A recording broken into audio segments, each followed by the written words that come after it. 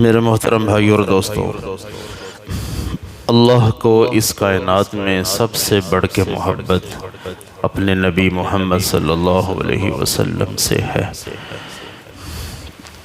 حضور کا فرمان ہے، احب اللہ لما یغدوکم بہ من نعمہ، لوگو اللہ سے محبت کیا کرو، وہ تمہیں دن رات اپنی نعمتوں سے نوازتا ہے۔ وَأَحِبُّونِي لِحُبِّ اللَّهِ، مجھ سے محبت کرو کیونکہ اللہ مجھ سے محبت کرتا ہے۔ تو اللہ کے حبیب کی محبت ہمارے ایمان کا جزو اعظم ہے۔ اللہ کی محبت تو ہو، نبی کی محبت نہ ہو تو ایمان کامل کیسے ہوگا؟ وَالَّذِينَ آمَنُوا أَشَدُّ حُبًّا لِلَّهِ، جو ایمان والے ہیں وہ اللہ سے بہت شدید محبت کرتے ہیں، اور جو ایمان والے ہیں وہ اپنے نبی محمد صلی اللہ علیہ وسلم سے بہت محبت کرتے ہیں۔ یہ محبت ہمیں کامیابی دلوائے گی، یہ محبت کامیابی کا زینہ ہے، سیڑھی ہے۔ اس کے بغیر کامیابی ملنا، مراد ملنا، اللہ تک پہنچنا بڑا مشکل ہے، ناممکن ہے۔ صحابہ کرام رضوان اللہ علیہم اجمعین نے اللہ کے لیے، اللہ کے رسول کے لیے، ان دونوں کو خوش کرنے کے لیے اپنے سارے وہ تعلقات توڑ لیے جو ان کے مخالفت میں تھے۔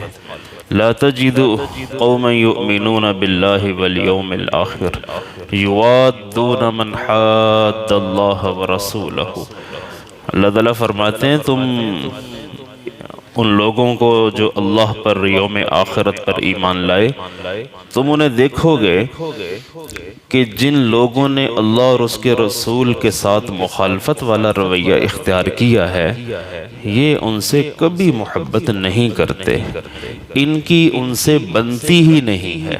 وَلَوْ كَانُوا آبَاءَهُمْ، مخالفت کرنے والے اگرچہ ان کے ماں باپ ہوں، یہ اپنے ماں باپ کو چھوڑ دیں گے نبی کے لیے۔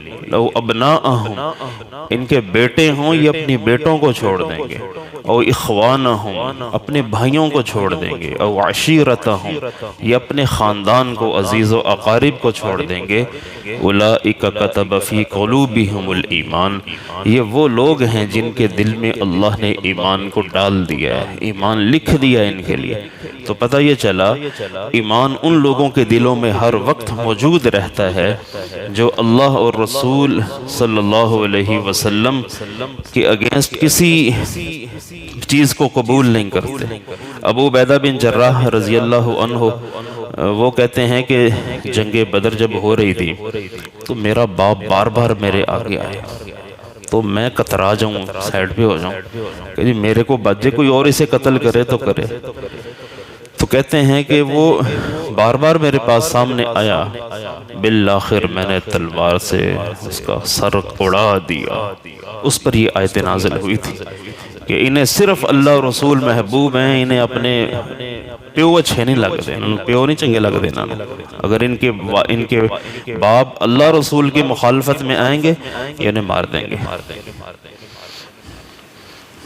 ایک غزوہ ہوا ہے، غزوہ بنی مستلق، یہ وہ غزوہ تھا جس میں حضرت عائشہ پہ منافقین نے تہمت لگائی تھی۔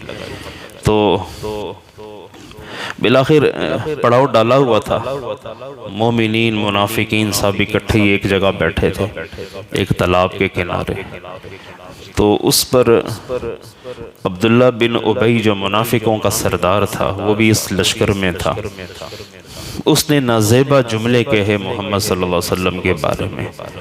اس نے کہا یار ہم لوگوں نے ان کو ٹھکانہ دیا ہوا ہے، جتنے یہ مکے سے لوگ آئے تھے ہجرت کر کے، تو یہ ہمارے پاس آ کے ٹھہرے، ہم نے انہیں اپنے گھر پیش کیے، مال پیش کیے، ہر چیز ان کو ہم نے دی۔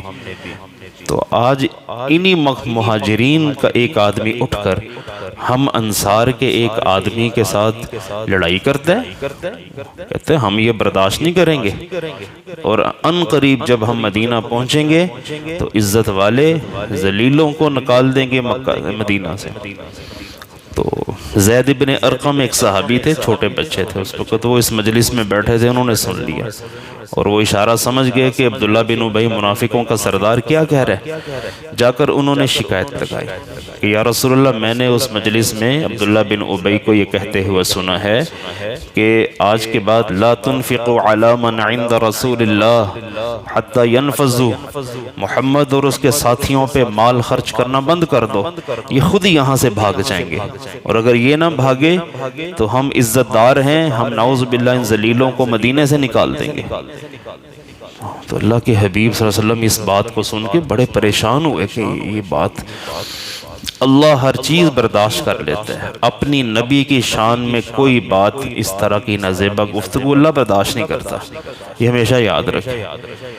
ہماری اسمبلی کو اللہ نے پتہ نہیں کیسے برداشت کیا ہو، تو میں تو یہ دیکھ رہا ہوں کتنے دن سے کہ جو حدیثیں آتی ہیں کہ جنہوں نے، جو خبیثوں نے جو وہ بل پاس کر رکھا ہے 2-3 سال 4 سال سے، تو ابھی تو اللہ نے ایکسپوز کیا اس کو، اگر نہ ہوتا پتہ نہیں اب کس نے ایسی کاوش کی ہے، اللہ اس کو جزا دے جس نے یہ کاوش کی اور اس کو عوام کے سامنے لے کر آئے۔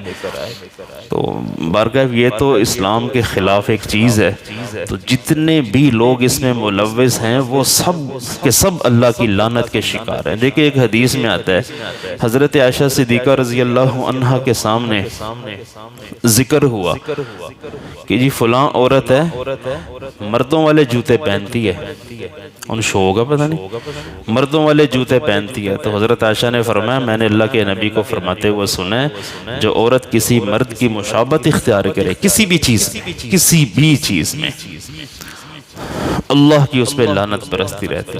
تو جوتے پہننے پہ اللہ کی لعنت ہے، عورت مردوں والا لباس پہنے تو اللہ کی لعنت ہے، مرد عورتوں والا لباس پہنے اس پہ اللہ کی لعنت ہے، اور ایک بندہ جنسی تبدیل کر لے تو دن رات صبح و شام ساری زندگی خدا کی لعنت اس پہ، اور جنہوں نے یہ قانون بنایا ان پہ تو سب پہ خدا کی لعنت برسے۔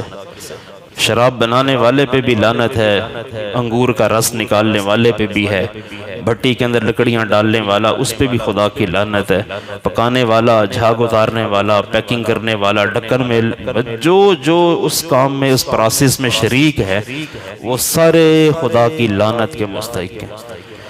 جیسے اللہ کی رحمت کا ایک قطرہ بندے کی دنیا آخرت بنا دیتا ہے، اسی طرح خدا کی لعنت کا ایک ذرہ بھی کسی پہ پڑے اس کی دنیا آخرت خراب کر دیتا ہے۔ یہ چیز سمجھ نہیں آتی۔